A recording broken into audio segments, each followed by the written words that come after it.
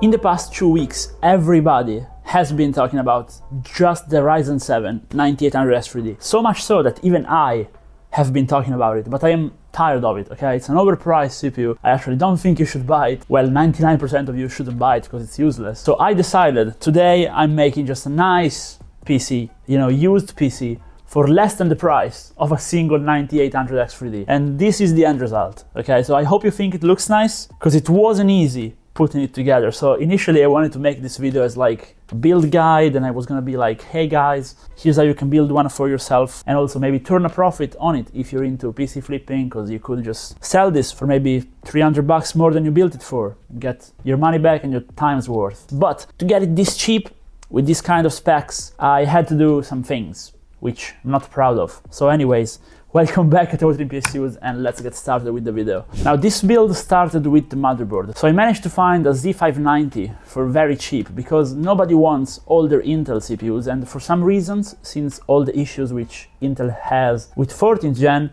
people now don't want older Intel CPUs either. So if you're a PC flipper, maybe don't buy Intel CPUs. But anyways, that means if you're not scared of older CPUs, because they actually work better, you can get good deals on them. So I bought the motherboard for 50 bucks, brand new. So I went ahead on the task of finding a CPU. And now on AliExpress, you can buy an engineering sample of what I've gotten here for a lot cheaper. So you can buy an engineering sample for around 80 bucks shipped. But I went on the used market and bought one for 100 bucks used. And I got an i9 10900K, 10 cores, 20 threaded CPU, which is great. Like you can do video editing on it. It's still very good. And Brian from Techie City was running in his main PC for a while. So at that point, I needed two things, okay? RAM and to cool it. So for RAM, I just went on the internet, and since I know that RAM is manufactured by the same four people like Samsung, Hynix, Micron, etc., I was like, okay, doesn't matter which RAM I get. I just want maybe 3200 MHz RAM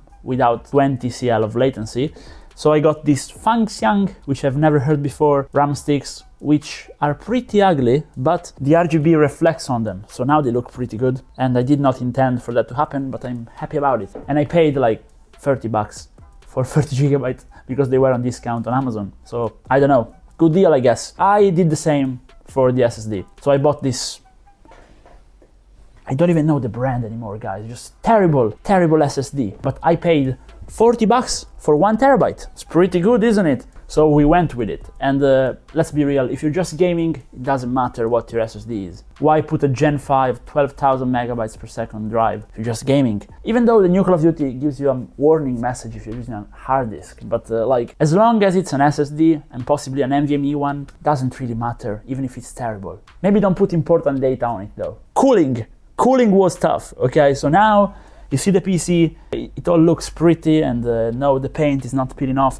Anyways, now it's looking nice, but before I had this cooler just in my studio for like 3 years. So I was like, today is the day I'm using it. And it's an old Cooler Master air cooler, which you can buy for like 3 or 4 bucks on eBay. The old fan wasn't quite working, it was ugly. So I just put some good fans in it. And now good fans are expensive, and you should have a decent fan on your CPU if you are reutilizing a very old heatsink, which is not even compatible with the socket. So I got Iceberg thermal fans. This is probably the only expensive part of the system, like 10 bucks each. I know, overspending, but I think the blue looks nice. I love Iceberg thermal stuff, so I figured I'd make the build look a bit more unique with the blue. But the cooler I got for free, and I just paid for the fans. But hey, listen, this is part of why I'm not making this a guide, but if you want to do it, just buy cheap all-in-one off of Amazon for 30 bucks, and it's gonna be fine. How is it gonna be fine, you're asking? Isn't the i9 overheating? Well, here's the Prime 95 test. It's not overheating. It's not doing bad at all. Also, take a look at the CPU-Z. Performance with the RAM is decent, but I have tweaked the CPU. I have undervolted it, as I do show in my guides on the channel. I have an old guide for the 10th Gen i9, which I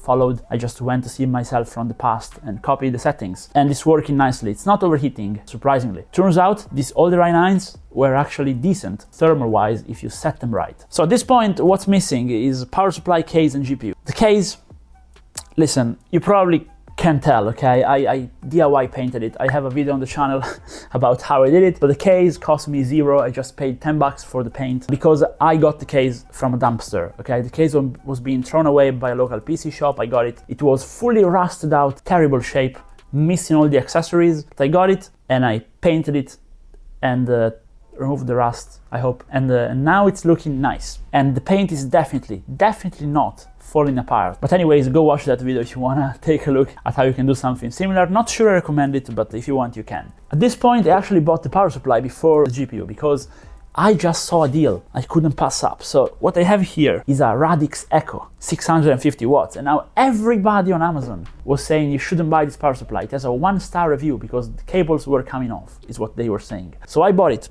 used from Amazon for 25 bucks, and the cables are indeed coming off. But listen, I put some duct tape on them and it's working nicely, and jokes aside, this is probably the better ones from this brand, if we want to call it that. And it's actually not too light. It's decent 650 watts, which is probably a real 500 watts PSU, I think. I bought it before the GPU because I thought in this budget I'm only going to be able to fit an RTX 3070, but turns out I got a 3080 TUF in this PC. I bought it used. Again, of course. And I bought it for ridiculously cheap. We are talking just over 200 bucks for an RTX 3080. Now listen, I know RTX 5000 is around the corner. I know, but it shouldn't be this cheap. And I quickly discovered why it was so cheap. So allow me to show you the initial firestrike of this graphics card, okay? Do you see something? Like the green line is all the way to the left? This thing is not working right. So much so that it went black while I was testing it. The whole screen went black. And I was like, I just got hosed. But then, no wait. Okay, GPU is a bit bent via the shipping, but it must be just the paste and pads. So I just opened it up, cleaned it up, repasted, repadded it, and maybe tweaked it a little bit in Afterburner. And now take a look at the firestrike after and tell me this is not a good performing PC. I'll also show you guys the hardware monitor. Before it was going at over 100 degrees on the hotspot, and we dropped like 30 degrees on it. And here's how I made the PC. Now you're probably wondering, okay, how does this piece of trash, no, I'm kidding, perform? Well, it performs really well in some instances and decent in other, but for the price, it's just amazing. So in Apex Legends, we are doing over 240 Hz all the time. So you may be saying, okay, this is a 1080p 240 Hz build, but you would be wrong because the i9 is actually feeling its age in Warzone. So in Warzone, I was expecting a lot more, but turns out with the recent update after Black Ops 6, we are really just doing 150 FPS with some decent graphics settings. Of course, if you're playing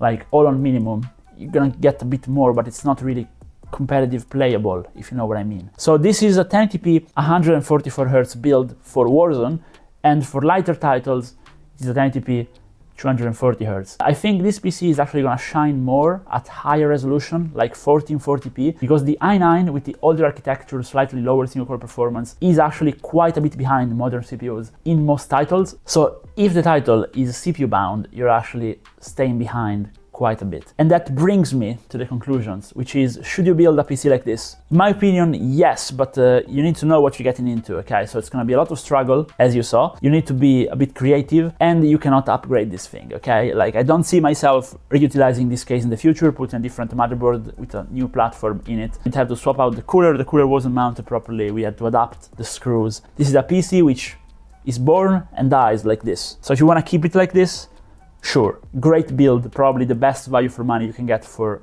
500 bucks, roughly 550 bucks, but this is gonna be it. But I wanna hear what you think about it, because in the end, I just build those computers. It's you guys who have to build them for yourself, and it's your opinion that I wanna hear. So let me know if you think it's a good buy, if you would get something like this for your first PC. I personally would. And if you liked the video, drop a like and subscribe, and I hope to see you guys again in another video. Bye bye.